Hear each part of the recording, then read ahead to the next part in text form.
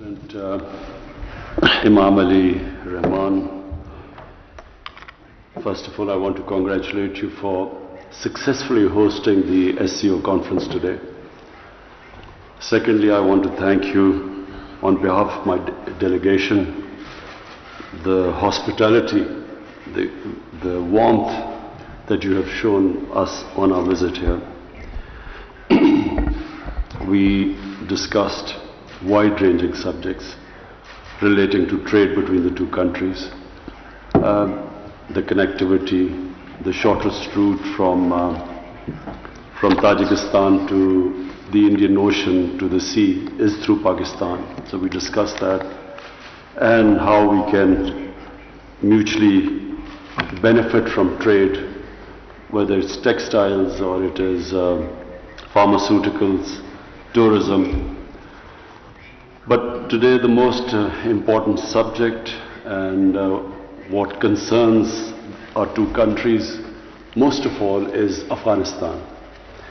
And as Mr. President, you quite rightly said, that it is extremely important not just for Tajikistan and Pakistan that there's peace in Afghanistan, but especially for the long-suffering people of Afghanistan. For 40 years there has been conflict in the country, and it has caused immense suffering for the people there. So we discussed how, given the current situation, how we can ensure or try our best that there is peace and stability in the future. And one of the conflicts which is worrying us, worrying you, I know, worrying us in Pakistan is the conflict in Panjshir between the Tajik and the Taliban. And we resolved today that we will try our best. You, Mr. President, will try your influence with the Tajik, and we will try our best with the Pashtun or the Taliban. We will try our best to make them resolve their differences through dialogue. And we will urge on them that it's important for the sake of Afghanistan that there is an inclusive government. Unless there is an inclusive government in a country which is diverse, there are Pashtuns and 45%, then there's a huge Tajik minority in Afghanistan, then there are Uzbeks, then there are Hazaras. So a sustainable peace in Afghanistan can only come if there is an inclusive government. So we will try our best, we will urge. We know we can't dictate to any other country, but we will try our best, our influence, urge them as friends of Afghanistan that they must resolve this, especially this issue which is now erupting between the Tajik and the Taliban in the Panjshir Valley.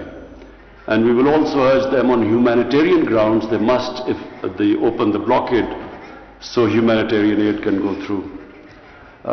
We can, at this juncture, Mr. President, as you and I have both discussed today in great length, that this is a defining moment in Afghanistan's history. It can go two ways. It can either go towards lasting peace, which has eluded them for the last 40 years, or unfortunately it can go